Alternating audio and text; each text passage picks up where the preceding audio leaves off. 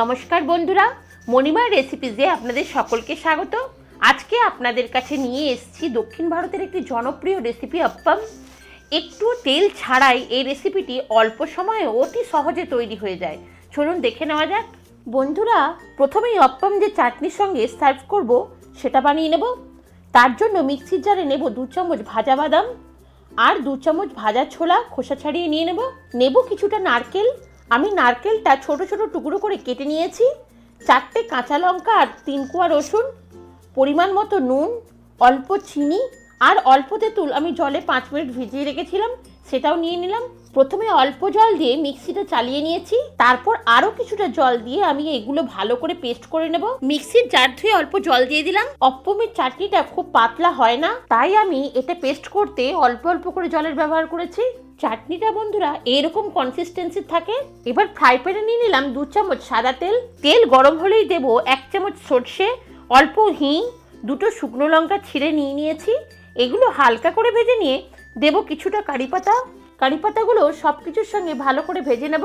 বন্ধুরা, আপনারা অবশ্যই জানেন দক্ষিণ ভারতের প্রায় সব রেসিপিতে তেঁতুল আর কারি পাতার ব্যবহারই ওদের খাবারের টেস্টকে এক বিশেষ রূপ দেয়। এগুলো হালকা করে ভেজে নেওয়া হয়ে গেছে। এর অর্ধেক প্রথমে চাটনিতে দিয়ে ভালোভাবে মিশিয়ে নেব। তারপর বাকিটাতে অল্প কাশ্মীরি লঙ্কার গুঁড়ো দিয়ে মিশিয়ে ওপরে ছড়িয়ে দেব।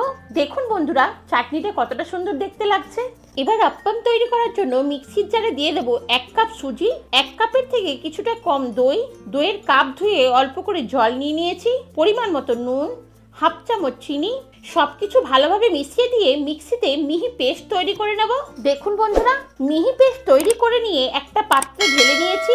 ব্যাটারটাকে একটু পাতলা করার জন্য মিক্সির জার ধুয়ে অল্প জল নিয়ে নিলাম। ব্যাটারটার কনসিস্টেন্সিটা ঠিক এইরকম হয়েছে, কিন্তু যেহেতু ব্যাটারে সুজি আছে সেহেতু 10 মিনিট ঢাকা দিয়ে রেস্টে রাখবো যাতে সুজিটা ভালো করে ফুলে যায়। দেখুন বন্ধুরা, 10 মিনিট পর সুজিটা ফুলে গিয়ে ব্যাটারটা কতখানি ঘন হয়ে গেছে। আমি অন্যদিকে গ্যাসে তাওয়া বসিয়ে মিডিয়াম গরম করে নিয়েছি।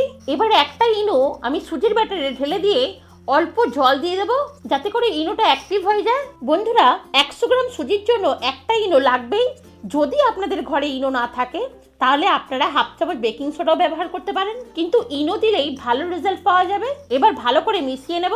মিডিয়াম গরম তাওয়াতে কোনো তেল না দিয়েই ব্যাটারটা আন্দাজ মতো দেবেন, যতটা আপনি আপ্পামগুলো বড় আকারের করতে চান। বন্ধুরা, তার উপরেই নির্ভর করে ব্যাটারের পরিমাণ। আমি কিছুটা পরিমাণ ব্যাটার দিয়ে দিয়েছি। আমি রুটির আকারের আপ্পাম বানিয়ে নেব। গ্যাসের ফ্লেম কিন্তু লোয়ে রেখেছি। দেখুন বন্ধুরা, আস্তে আস্তে বহু ছিদ্রযুক্ত সুন্দর আপ্পাম আমাদের তৈরি হয়ে যাচ্ছে। আর তেল ছাড়াই আপ্পামের নিচের দিকটাতেও গোল্ডেন কালার এসে গেছে। আপ্পামের উপরের দিকটা শুকনো হয়ে গেলেই বুঝে নিতে হবে আপ্পাম তৈরি। এটা উল্টে পাল্টে সেঁকে নেওয়ার কোনো দরকারই হয় না। প্রতিটা আপ্পাম তৈরি হতে লো ফ্লেমে 2.5 থেকে 3 মিনিট লাগে, কিন্তু বন্ধুরা তাওয়ার উপর ডিপেন্ড করে কিছুটা। কত সহজেই তৈরি হয়ে গেল তেল ছাড়া এই রেসিপিটি। আবার কিছুটা ব্যাটার আমি তাওয়াতে দিয়ে দিলাম। দেখুন বন্ধুরা, আস্তে আস্তে ছিদ্রযুক্ত আপ্পাম কত সহজে তৈরি হয়ে যাচ্ছে। এই রেসিপিটি এতটাই সোজা আর তেল ছাড়াই এর টেস্ট এতটাই অসাধারণ যে বারবার এই রেসিপিটি বানাতে আর খেতে ইচ্ছে করবে। তাই দেরি না করে এইভাবে সহজেই চাটনি সহ আপ্পাম বানিয়ে নেওয়ার অনুরোধ রইল। এবার আপ্পাম চাটনির সঙ্গে পরিবেশন করে নিলাম। দেখুন বন্ধুরা, আপনারা দেখে বুঝতেই পারছেন আমাদের আপ্পাম কতটা সফট হয়েছে। এই ভিডিওটি ভালো লাগলে লাইক ও শেয়ার করবেন। আর আপনি যদি আমার চ্যানেলের নতুন বন্ধু হয়ে থাকেন তাহলে চ্যানেলটিকে সাবস্ক্রাইব করে পাশে থাকা বেল আইকনটিকে প্রেস করে অলে সেট করে দেওয়ার অনুরোধ রইল। আবার এক অন্য লোভনীয় রেসিপি নিয়ে ফিরে আসবো। ভালো থাকবেন, ধন্যবাদ।